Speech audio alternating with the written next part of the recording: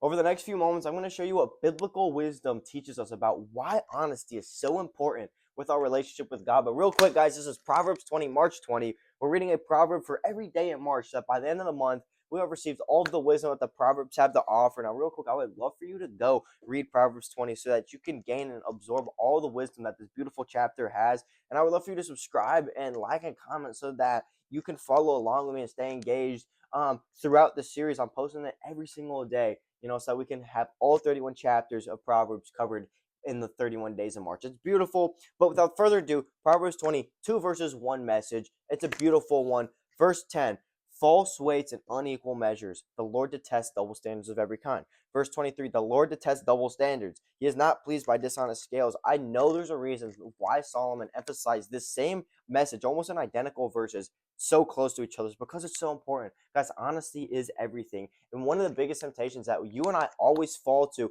or at least are tempted with, not necessarily fall to, is greed. And how we get to greed so oftentimes is through dishonesty and by cheating other people. It's such a shame. And the reason for that is that we live in a society, in a world that propagates get yourself ahead by all means. Do everything that you can to get ahead. Doesn't matter if you're being unfair, unjust. Do what you can. Survive. Only you. Think about yourself. Be selfish.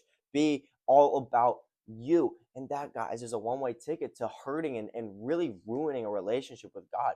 Because God calls us to live in honesty and fairness. And the tough reality about that is that honesty and fairness oftentimes doesn't get you ahead.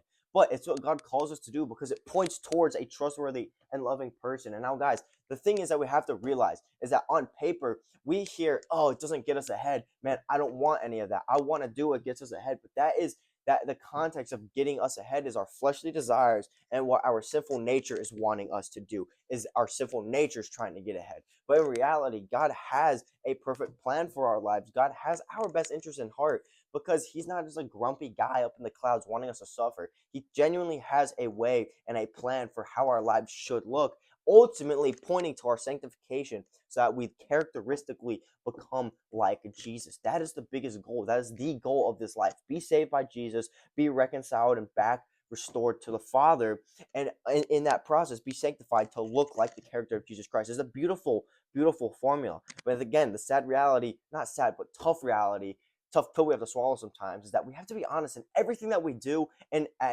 as a result, it's not going to get us as far ahead as being dishonest. But I promise you, in the long run, it will.